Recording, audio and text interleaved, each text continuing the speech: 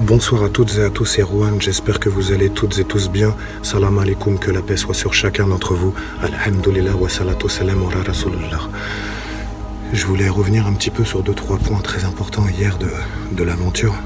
Parce que ce qui s'est passé clairement là-bas, ça a été totalement inattendu. Donc en fait, pour vous expliquer un petit peu comment ça s'est passé, pourquoi vous n'avez pas eu d'aventure pendant 2 jours, parce que il s'est passé 2 jours où on a pas mal échangé avec VP justement au sujet de où est-ce on doit aller en fait, parce que il y a vraiment une multitude de pistes si vous voulez à suivre, et pour ne pas toutes les suivre, on se concerte pour savoir ce qu'il faut faire. Le VP par exemple, il veut plus retourner à la maison des djinns, donc la maison de Mansoura, très clairement il en est hors de question, et vu que quelque chose est venu à lui pour le prévenir et lui interdire catégoriquement de rentrer, de monter avec moi en fait, de gravir la montagne, il ne veut pas non plus y aller. Donc du coup il me disait, je pense qu'il faudrait retourner chez Mansoura. Si l'entité, si quelque chose est venu me voir là-bas, m'a approché, c'est quelque chose qui veut nous aider, c'est quelque chose qui me veut du bien. J'aimerais comprendre, j'aimerais que tu y ailles mon frère machin. Donc j'y suis allé. Et qu'Allah Azzawajal nous en préserve, parce que réellement ce qui s'est passé là-bas, ça a été un truc absolument horrible, on va pas se mentir. Je vais vous expliquer pourquoi. Parce que regardez, la maison déjà, Mansoura, je vous dirais pas qu'il n'était pas présent, mais l'ambiance, l'atmosphère, si vous voulez, ce que je ressentais vraiment, je ressentais qu'il y avait plusieurs entités sur place, mais je ne ressentais pas spécifiquement vraiment ce mal-être quand Mansoura est là. Vous voyez ce que je veux dire? Par contre, il y avait plusieurs entités dans la maison. Ce qui s'est passé, c'est que ce que je me suis rendu compte en fait, c'est que les symboles dans la pièce qui étaient là, donc probablement dessinés par Kalal, servent comme de protection en fait pour ça sécurisait comme la pièce pour lui laisser le temps de pouvoir communiquer avec moi. Et regardez, à chaque fois on nous empêchait absolument de rentrer en contact, soit ça me jetait des grands bouts de bois à travers la tronche, il y avait toujours des choses, lui ça l'obligeait à disparaître, réapparaître et tout, parce que quand on voit bien, même la manière dont il avait de se déplacer n'avait aucun putain de sens. Il disparaissait, il traversait les murs à un moment donné, justement il y a cette espèce de bout de bois qui se casse la gueule. Donc du coup je me retourne, il disparaît, et quand je me retourne, il est déjà en train de sortir de la pièce d'en face. Donc je me demande si en fait il n'y avait pas certains djinns qui, à l'extérieur de la pièce, l'empêchaient très clairement de pouvoir faire ce qu'il voulait. Parce que oui, alors je vous demanderai de mettre vraiment sur 0,25. Quand je me trouve en haut de l'escalier, Bismillahirrahmanirrahim, quand je me trouve à sa droite, il y a une entité qui me pousse sur l'épaule gauche, droite pour vous du coup. Elle me pousse tellement fort, si vous voulez, il se tenait à côté de moi. Ça m'a poussé tellement fort que j'ai réussi, j'ai eu le temps, putain, grâce à Allah Azzawajal, j'ai eu le temps, la force de pouvoir m'accrocher au mur. Regardez bien s'il vous plaît. On voit le djinn qui est venu me pousser, qui repart à la vitesse de l'éclair en direction des toilettes. Regardez bien, et on voit bien Kalal qui se tient exactement à l'endroit où il se tenait juste avant qu'on me pousse. Franchement, ça a été une exploration de ouf, parce que même, vous voyez, là, je vous cache pas, il fait 3 degrés. Même le fait de, comment dirais-je, à un moment donné, je me suis approché de lui, je faisais en sorte de pas trop éclairer, pour pas l'effrayer, etc. Je me suis approché de lui, il était dans la pièce, il a commencé à comme léviter sur la droite, et j'ai senti quelque chose qui m'a poussé, en fait, ça m'a propulsé contre le mur. Et en fait, moi, j'ai clairement senti que ça me poussait de là, vous voyez. Mais ce qu'il faut savoir dans l'interprétation de tout ça, et pourquoi je vous dis que des fois c'est extrêmement subtil à comprendre, c'est que vu qu'il se déplaçait au moment où ça m'est arrivé, je vous cache pas que ça m'a traversé l'esprit quand même, je me suis dit, est-ce que c'est lui qui m'a poussé pour que j'évite le danger d'un autre djinn derrière moi, ou est-ce qu'il s'agit d'un autre djinn, mécréant ou autre, qui ne veut pas que lui et moi on ait le moindre contact, mais poussé pour me faire croire qu'il s'agissait de Kalal en fait. Et je vous avouerai que ça me fout un peu la merde dans la tête, parce que justement je me demande parce que je vous avouerai, j'ai aucune confiance. Voilà, pour être très clair, je ne fais absolument pas confiance. Moi j'ai dit à VP, je dis moi on sait même pas, je disais viens avec nous à la montagne, mais on sait même pas, peut-être c'est un piège et tout. Par contre, comme le VP m'a dit, il y a quelque chose de très important, il m'a dit, tu remarqueras, il a été réceptif en fait à la parole du Coran dans un premier temps, et soit c'est un djinn en fait qu'on a pu rendre sensible, qu'on a commencé à convertir d'une certaine manière, car il faut que vous sachiez que la conversion est totalement possible.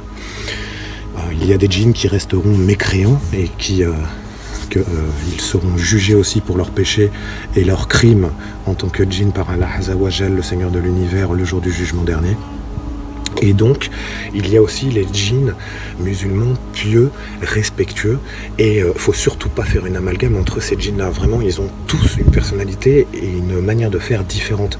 Donc, comme me disait VP, en effet, après analyse, il me dit, regarde, il était vachement réceptif à la parole d'Allah Azza wa Jal, il a accepté de te suivre, et les symboles dans la pièce devaient, et je pense que ça a plus ou moins fonctionné comme il le souhaitait, devaient vraiment nous procurer une sorte de, si je peux appeler ça, une bulle de sécurité de quelques minutes, de quelques secondes, pour qu'on puisse avoir une interaction qui puisse me faire comprendre que là, réellement, il était totalement déterminé et en train à venir avec moi jusqu'à la montagne, quoi. Donc je vous avouerai que là, c'est quand même quelque chose que je vais devoir éclaircir. Là, je retourne à la montagne ce soir. Cette nuit, je vais sûrement retourner à la montagne des djinns. Je vous avouerai que je dors des 5 heures par nuit, je fais des journées de 10 heures et tout, c'est vraiment un truc de ouf.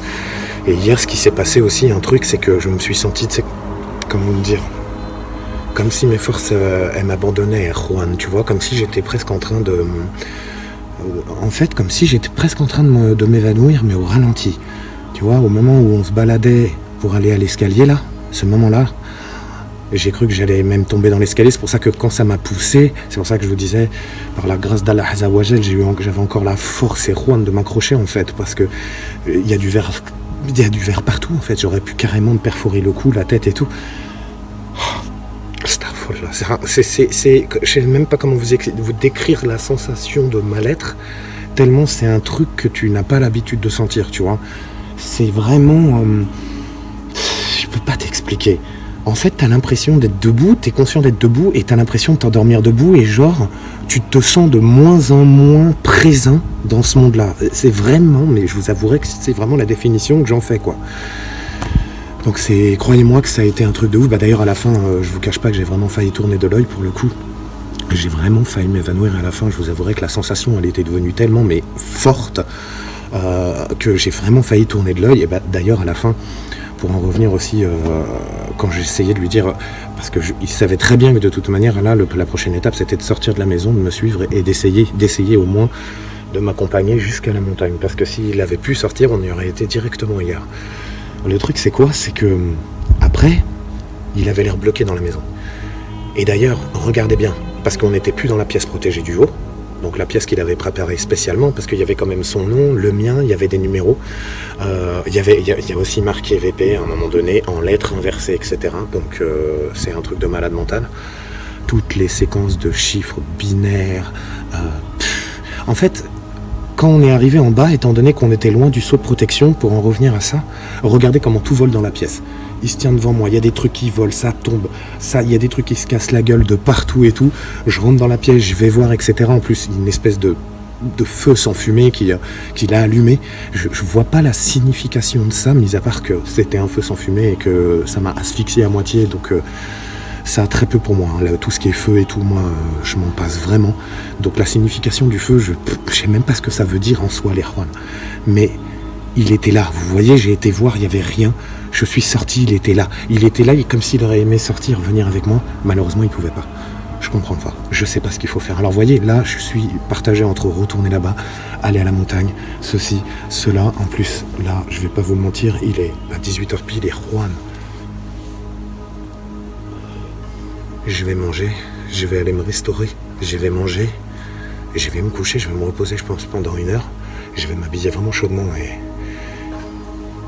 on verra ce qu'Allah Azza wa Jal m'aura prédestiné ce soir. On verra ce qui se passe avec nous, on verra ce qu'on peut comprendre de plus. Vous voyez, même retourner au tunnel, tomber sur Kalila par hasard, ça serait super intéressant. Retourner aux 3 arbres, peut-être voir le voyageur en dehors de la montagne. Il y a tellement de possibilités. Vous voyez ce que je veux dire, le djinn du champ avec la cuillère. Retourner dans la forêt des 13 damnés, ça me paraît vraiment trop dangereux. Je sais pas. En tout cas, merci pour la force, le soutien, l'amour et les bénédictions. Et Juan, qu'Allah Azza wa Jal veille sur chacun de vous et vos familles. Tous les jours, nous prions aussi pour vous. Sachez que nous vous souhaitons énormément de bien. Merci pour votre bienveillance, les fortifications ainsi que les prières. Vraiment, merci pour tout cet amour. Que la paix, l'amour et la bénédiction de Dieu soient sur chacun d'entre vous. Moi, je vous dis à très bientôt. Passez une excellente nuit, Erwan. Assalamu alaikum.